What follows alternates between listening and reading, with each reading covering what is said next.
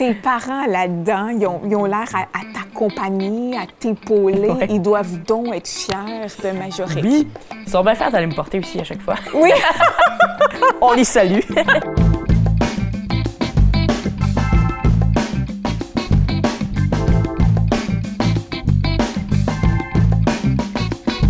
Du haut de ses 14 ans, ce jeune homme au parcours inspirant est débarqué sur le web en démarrant avec son propre blog, puis sa web-série intitulée Tournée sous local, son podcast Viens-tu jaser et plus récemment un autre podcast s'est ajouté, soit Changeons les choses. Cette semaine, j'ai le plaisir de recevoir Majorique Robert.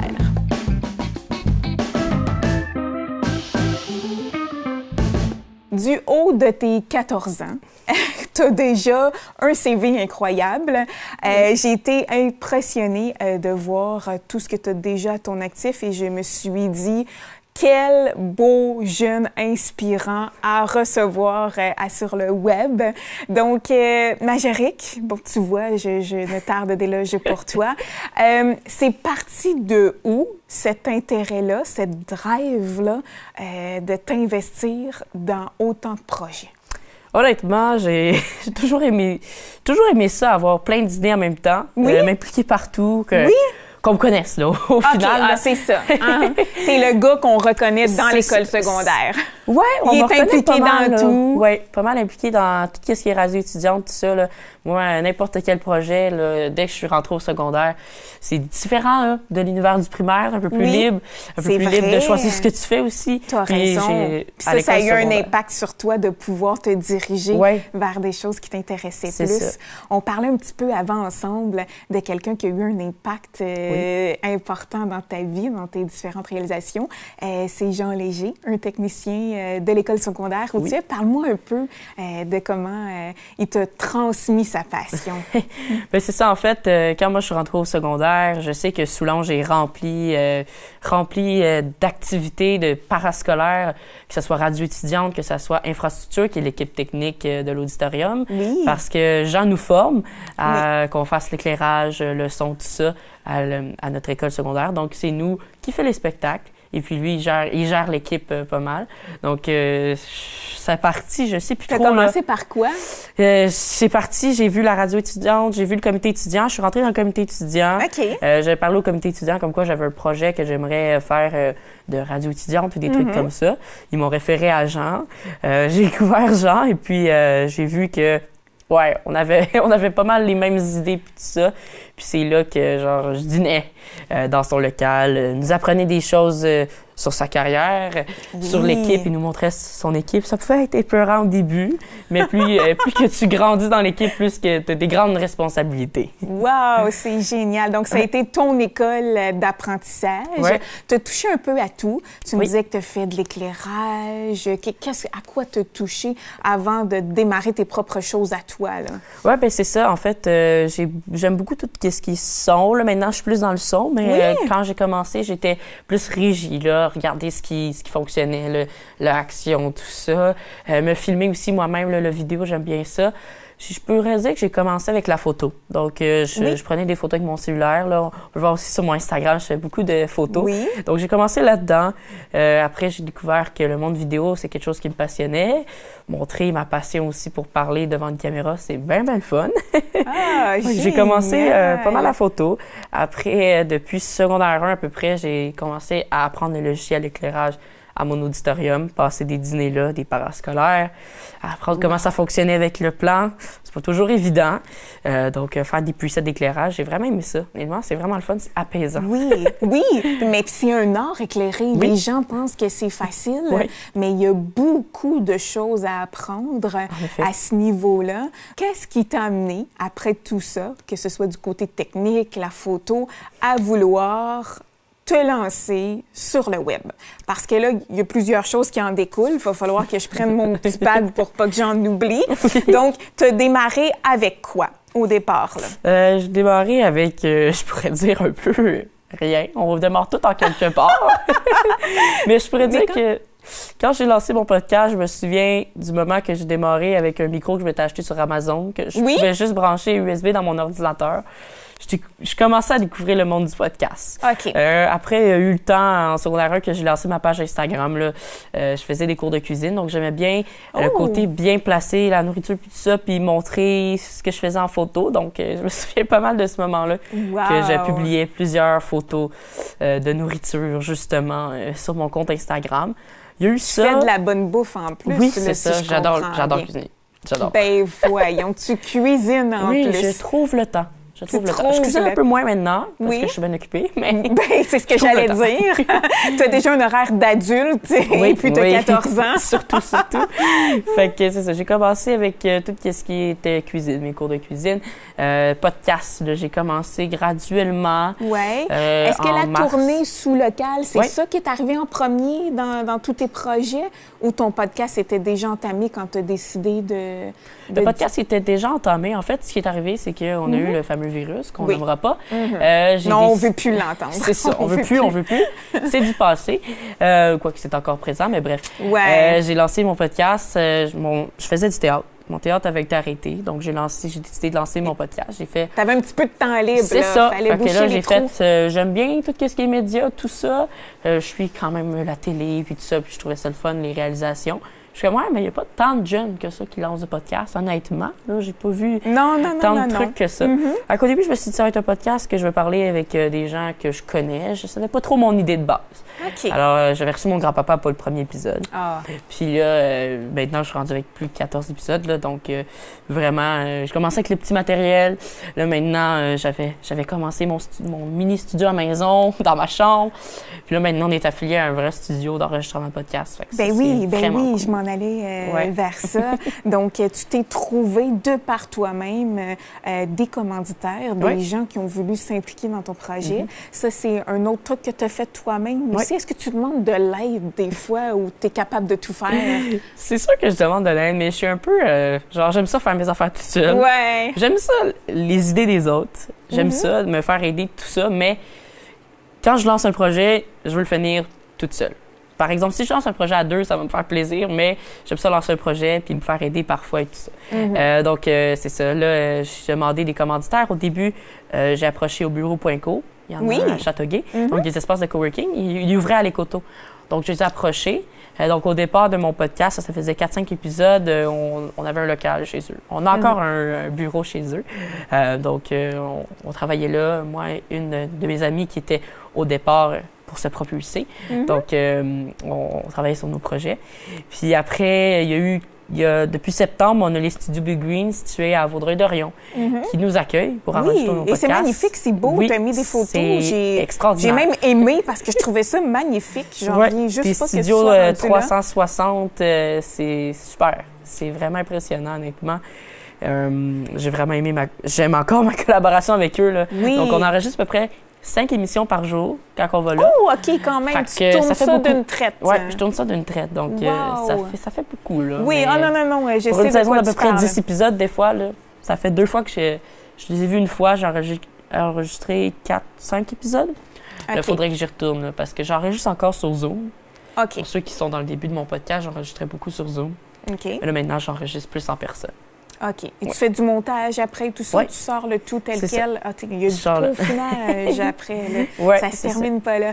Une chose qui m'impressionne, moi, dans ce que tu fais, c'est de voir qu'un jeune comme toi a un intérêt pour le local. Tu as un intérêt pour ce qui se passe chez toi. Tu fais connaître nos entreprises locales. Tu as reçu la députée qu'on va parler un peu plus tard.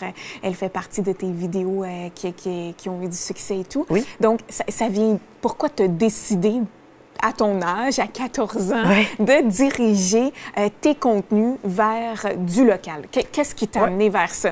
Tu as un profond intérêt pour ça, sérieusement. Oui, tout un intérêt. Honnêtement, oui, je suis, on peut voir, là, je suis bien dans le local. Oui, je reconnais des entreprises. Une couple d'entreprises, là. En fait, c'est ça. Quand on était dans cette magnifique période où on était confinés chez nous, on entendait souvent le gouvernement dire « encourager le local ». Ah, voilà! Donc, il y a un peu de ça là-dedans. Mais étant quelqu'un qui suivait quotidiennement les points de presse, encourager le local. Là, j'ai découvert, il y avait plusieurs entreprises. Là, à l'Écoto, il y a eu un bondissement d'entreprises qui ont inauguré leur porte. Ça s'est développé dans ton coin. Très, assez assez impressionnant. Donc, c'est ça.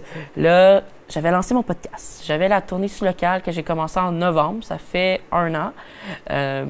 Et ta tournée, tu te déplaçais avec un caméraman, quelqu'un qui travaillait enfin avec toi. Oui. Te délégué, oui, ben, plus ou moins. Plus ou moins, c'était une cam fixe. C'était une cam fixe. Ben voyons donc. Je le faisais tout seul. J'ai emmené mon matériel, mon ordinateur, mon ring light que j'utilise encore aujourd'hui. Maintenant, j'ai un peu plus de matériel, mais j'utilisais tout ce que j'avais à portée de main. Je me dirigeais dans les entreprises que j'aimais bien, que j'avais découvert. Donc, je me dirigeais... Tu réalises tes entrevues, tes propres préparations, tes choix, ça se passe comment, selon, comme tu disais, ceux que tu aimais. Puis tes questions, tu improvises ou tu es du genre mes préparé? questions, j'ai préparé d'avance. J'avais un petit papier généralement à côté de moi. J'avais mes idées de base, mes questions. Je faisais des recherches. Généralement, c'est des entreprises que je connaissais et que j'aimais bien et que je visitais régulièrement. Donc, ça a été 10 épisodes super impressionnants. J'ai adoré ça. C'est plus un projet qui existe maintenant, mais j'ai encore l'amour pour l'achat local. Oui! J'adore aller revoir les entreprises puis faire « Hey, je vois que ça a peut-être aidé mon entrevue puis ça leur a emmené d'autres entrevues. » Exactement. Bien sûr, et de voir un jeune de 14 ans débarquer qui se soucie de promouvoir les entreprises du coin, je trouve ça totalement génial. Ça t'amenait à l'extérieur. C'est différent du podcast aussi. Oui, donc là, différent. tu vas à la rencontre des gens pour réaliser les entrevues. On va aller tout de suite à notre première vidéo parce que, si je ne me trompe pas, celle qui a eu plus de succès, on est surpris un peu. Pas du tout. C'est l'entreprise Chou Crème. Oui. Donc, écoute, on écoute cette entrevue-là et on a faim. Donc, on va aller voir ton extrait puis on en jase un petit peu après. Parfait. Je suis super contente d'être ici puis merci d'avoir accepté notre invitation. Bien, merci à vous autres d'être venus, c'est le fun. On va vous faire découvrir nos beaux produits. Oui, effectivement, il y en a plusieurs produits et ça sent super bon, ça sent le petit goût sucré de la pâtisserie. Et puis, pour bien commencer, depuis quand êtes-vous dans le domaine de la pâtisserie? Bien, mes parents ont parti ça il y a 32 ans. Moi, j'ai commencé avec eux comme étudiant, j'avais ton âge. J'ai commencé à faire des gâteaux là, dans mes temps libres. Majorique, les pâtisseries ont la coche, c'est le cas de le dire. Donc, c'est la vidéo qui a eu le plus de succès dans toutes celles que tu as réalisées. Tu as mis l'eau à la bouche aux gens. J'ai inversé les mots. Pourquoi tu penses? À quoi est attribué son succès pour celle-ci? Honnêtement, je sais pas d'où vient le succès de cette vidéo. J'ai été autant surpris. Oui. C'est peut-être pour... C'était notre 6e épisode, je pense, quelque chose comme ça. Donc, c'était déjà installé un peu, vous pas mal aviez vos installé. habitués. Puis, Chou Crème ont une grande communauté aussi. Ils sont suivis par quand même beaucoup de personnes, des milliers de personnes. Oui, donc, ça a peut-être aidé ça aussi.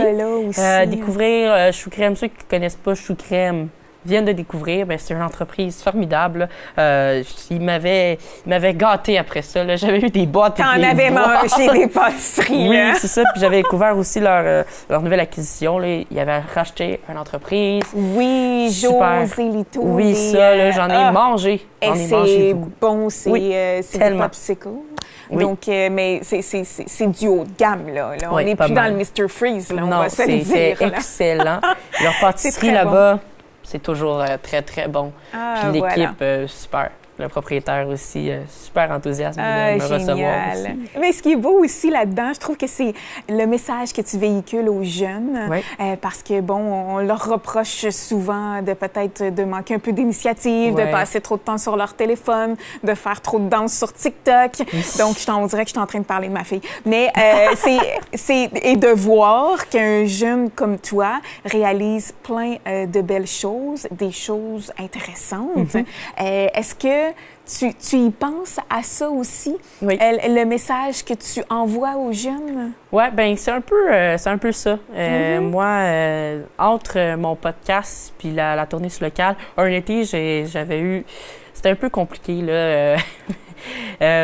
C'était une grosse été. Oui. Puis j'avais appelé une fois à une radio que j'aimais bien, que j'aime encore, le Week-end 99.5.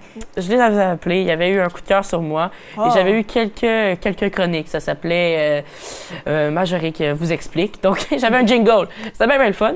Puis, lui, il est porte-parole, si je me trompe pas, de Maison des jeunes du Québec. Oui. Donc, ça, c'était super cool.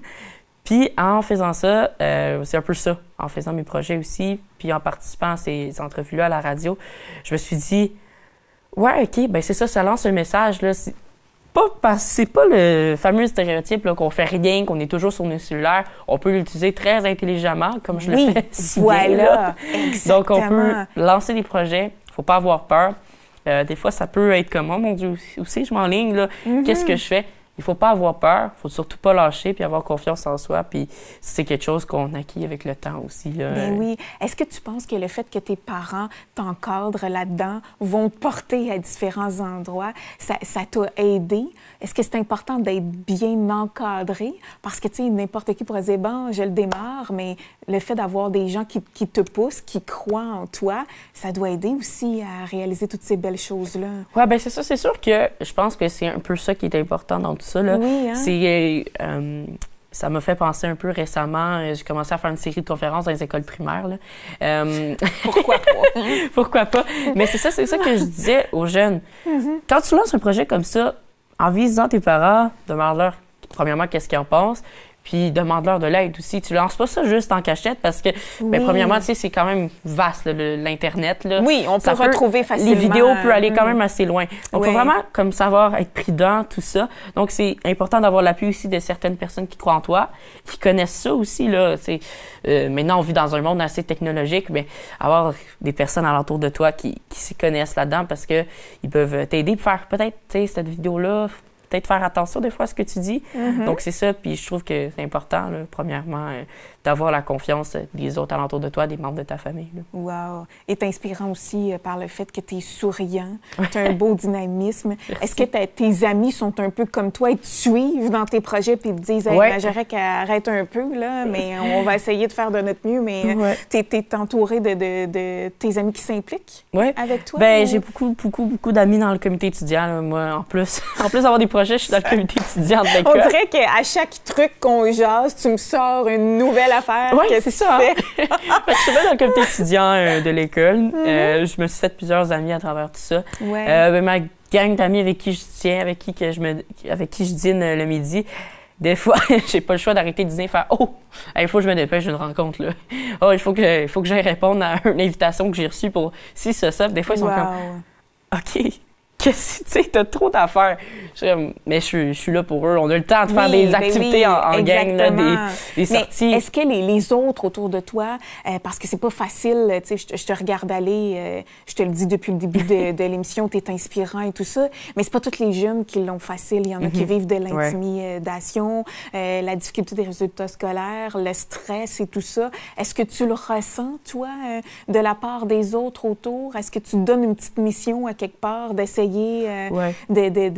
à travers tes contenus de pallier à ça? Ou... Ben c'est ça, c'est un peu pour ça, justement. Là, j'ai dit comme quoi à tourner sur le cage, j'avais calmé ça. J'ai le goût de revenir en force. Ben, je suis encore en force, mais avec des projets qui vont peut-être faire plus rire, plus réagir, faire changer les idées aux personnes parce que on va se le dire. D'impliquer d'autres jeunes de ton âge. Aussi. Parce que là, tu travailles dans le milieu des grands. Oui, pas mal en ce moment, là, surtout. Mais, pardon, c'est ça que je veux. Parce que je vois, puis j'en vis aussi beaucoup d'anxiété. J'avais vécu beaucoup d'intimidation en secondaire 1 là, à mon... T'es passé par là. Oui, j'ai commencé par là. Donc, je sais très bien ce que les jeunes du secondaire vivent. Puis c'est notre réalité maintenant. Là. C'est très difficile, des fois, parfois, de manque de confiance en soi. Des fois, on se remet en question aussi. Donc, je suis toujours là pour aider tout le monde. Là. Certaines personnes aussi. J'ai des amis du comité, des fois, qui viennent m'écrire. Je les aide. Donc, je suis pas mal là pour tout le monde. Puis je veux le faire aussi, sortir dans mon contenu pour toucher plus de personnes. Exactement. Wow, c'est génial. Mais je dirais qu'on doit aller à la deuxième vidéo, qui est celle qui a eu un peu moins de succès. Donc, on va aller la voir, puis on rejase de ça ensemble. Merci.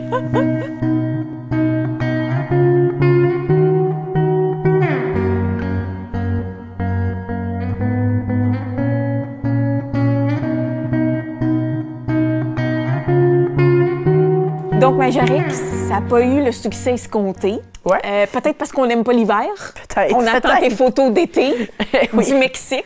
Qu'est-ce qui fait, tu penses, que ça n'a peut-être pas eu? Je sais aucunement. En fait, c'est juste peut-être que j'essayais de ramener un univers que j'avais laissé de côté pendant un certain moment. Là.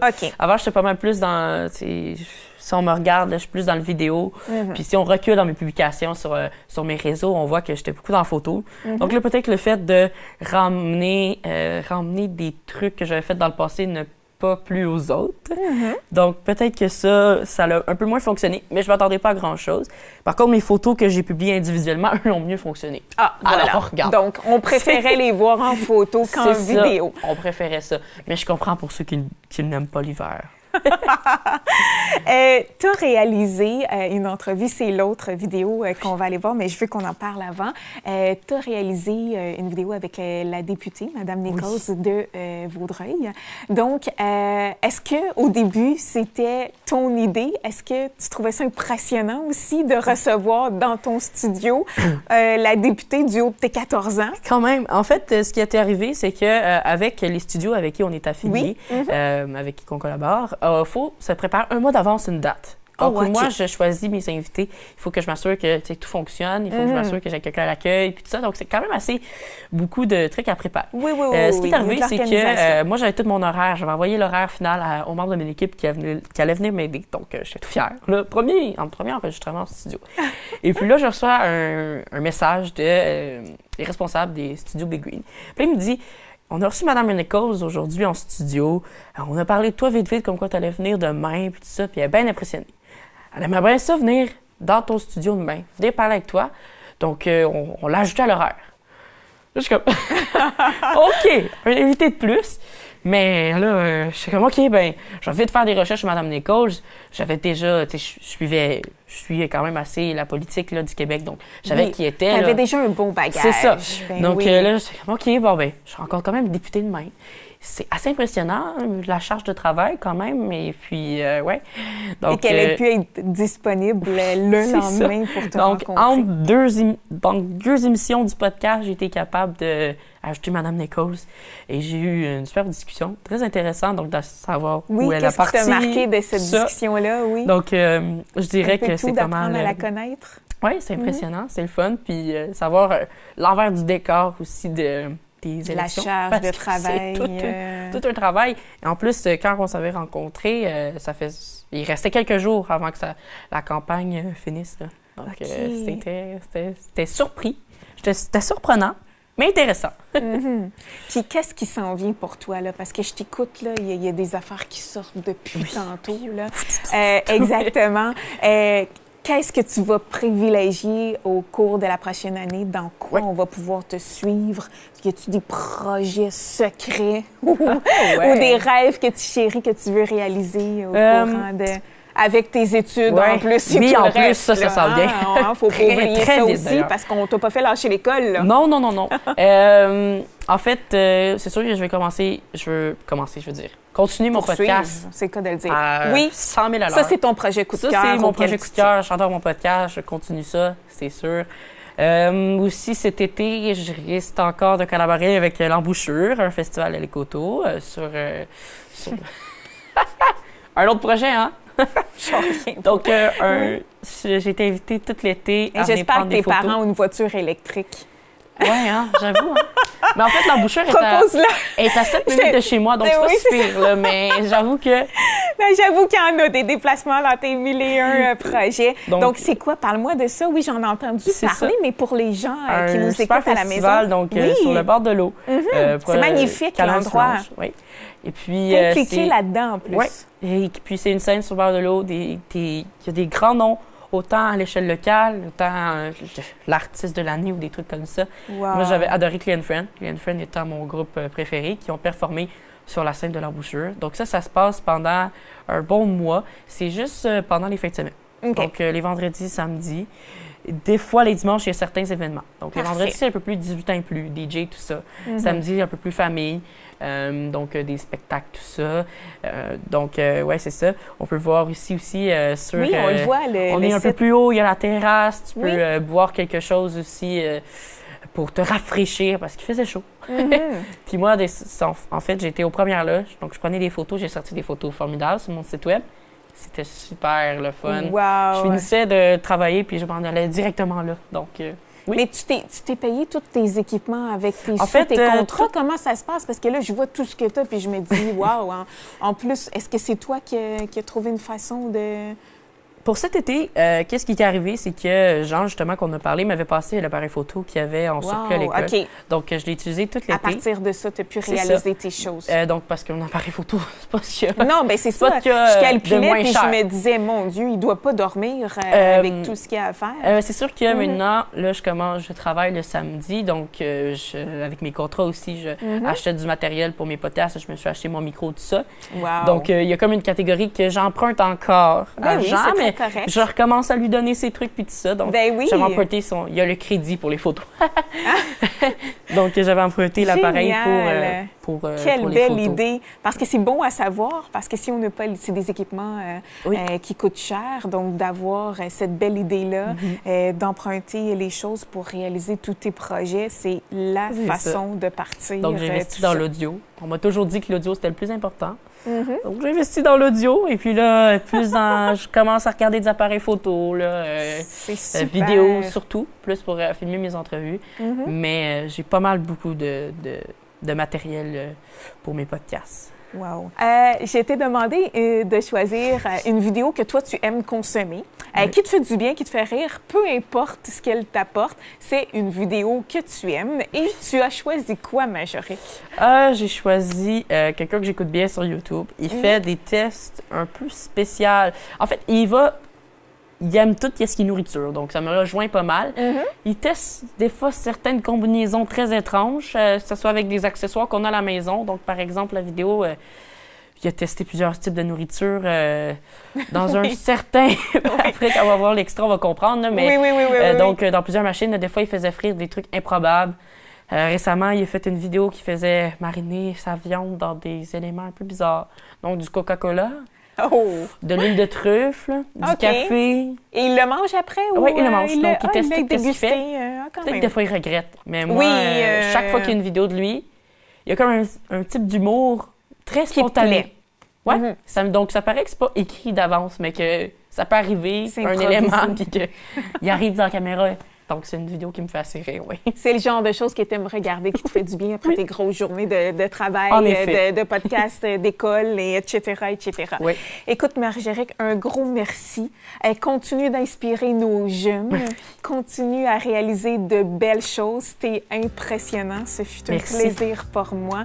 Puis pour le reste, je pense que j'ai même pas besoin de te souhaiter bonne chance parce que tu es tellement sur une belle lignée. Je fais juste te dire, lâche pas. Merci. Aujourd'hui, on teste des produits étranges de téléachat. On va voir si ces produits sont vraiment utiles ou si c'est simplement une grosse arnaque. Voici le Nutri-Slicer. C'est un gadget qui permet de trancher, d'émincer et de râper des légumes, des fruits et du fromage. Ça vient avec 3 slams en acier inoxydable inclus. Je pense qu'il y a eu un petit problème de traduction et que c'est censé être lame. Voilà ce qu'il y avait dans la boîte. On a une manivelle, un protège-doigts et les 3 slams.